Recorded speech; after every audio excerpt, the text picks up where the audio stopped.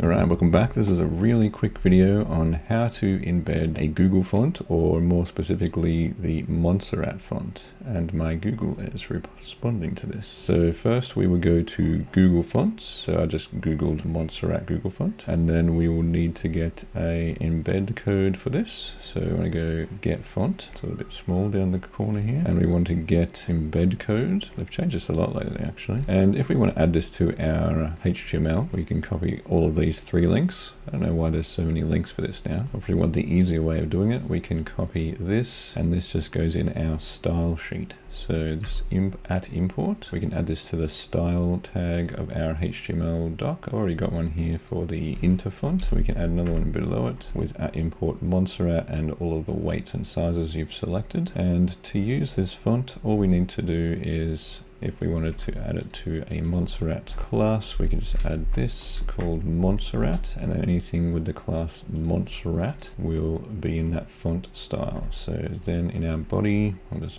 pop back to my test doc. In the body, if we wanted to have a p tag with Montserrat, we just go class Montserrat, my test text, save.